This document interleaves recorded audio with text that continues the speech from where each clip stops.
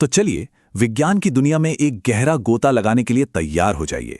आज हम एक ऐसे सफर पर निकल रहे हैं जो एक बहुत ही छोटे लेकिन शायद सबसे जरूरी सवाल से शुरू होता है।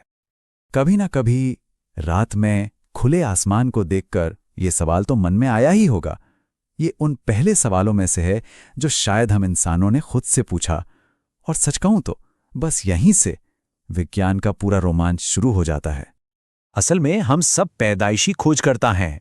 सोचिए, जैसे ही हम चलना सीखते हैं, हम दुनिया की हर चीज को छूकर, देखकर और उसके बारे में सवाल पूछकर ही तो समझना चाहते हैं। ये हमारे अंदर ही होता है ना। तो सवाल ये है कि ये सब शुरू कहां से होता है, इसकी जड़ क्या है?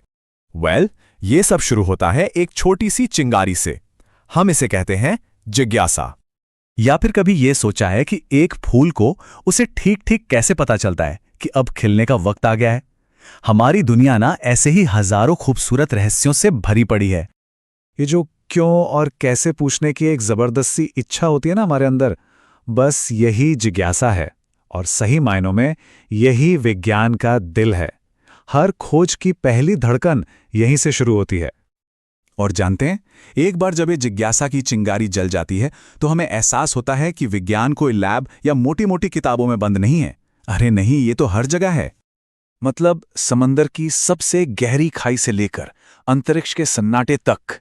अरे घर में किचन में तो दाल पक रही है ना, उससे लेकर मैदान में क्रिकेट खेलते हुए गेंद कैसे घूमती है वहां तक विज्ञान हमारी रोज की जिंदगी का एक अटूट हिस्सा है।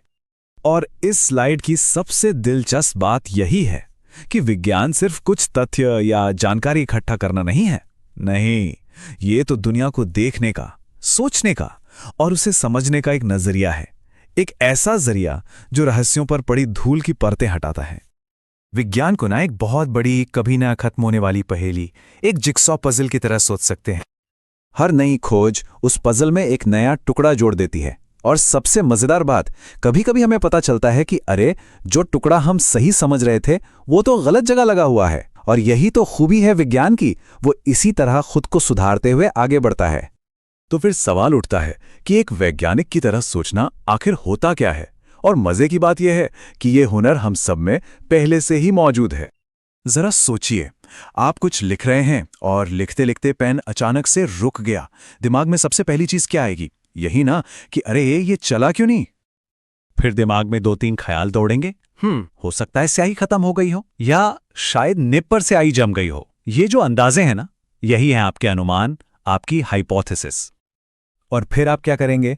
आप इन आइडियाज को टेस्ट करेंगे, है ना? रिफिल चेक करेंगे, पेन को थोड़ा झटक कर देखेंगे, राइट? तो बस बधाई हो, आपने अभी अभी अनजाने में ही सही वैज्ञानिक विधि का इस्तेमाल कर लिया। देखिए, हमने अनजाने में ही सही, लेकिन एक पूरी प्रोसेस फॉलो की। पहले देखा कि पेन रुक गया है, ये हुआ अवलोकन। फिर सवाल पूछा, अनुमान लगाया, उसे परखा और फिर एक नतीजे पर पहुंचे। यही तो है वैज्ञानिक तरीका। और ऐसा हम सब हर रोज करते हैं। वो कुक जो सोच रहा है कि सब्जी में नमक ज्यादा कैसे हो गया, या वो मैकेनिक जो टायर में पंक्चर ढूंढ रहा है, या फिर कोई इलेक्ट्रिशियन जो एक खराब बल्ब को टेस्ट कर रहा है। हम सब हर दिन छोटे बड़े वैज्ञानिक बने होते हैं। इन सब बातों से एक चीज तो साफ हो जाती है कि विज्ञान कोई मंजिल नहीं है, बल्कि एक ऐसा सफर है जो कभी खत्म नहीं होता। और हाँ, ये सफर अकेले तय करने में उतना मजा नहीं है। इतिहास गवाह है, जब भी इंसानों ने मिलकर कुछ खोजा है, नतीजे हमेशा हमेशा बेहतरीन रहे हैं। क्योंकि ज्ञान बांटने से ही तो बढ़ता है।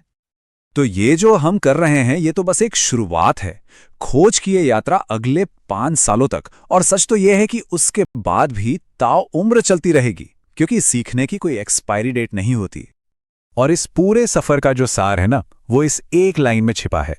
समझदार होने के लिए सवाल पूछने वाला बनना जरूरी है। जी हां, जवाब नहीं, बल्कि अच्छे सवाल पूछने की काबिलियत ही असली समझदारी है। तो बस अपने अंदर के उस खोजकर्ता को जगाइए। सवाल पूछना,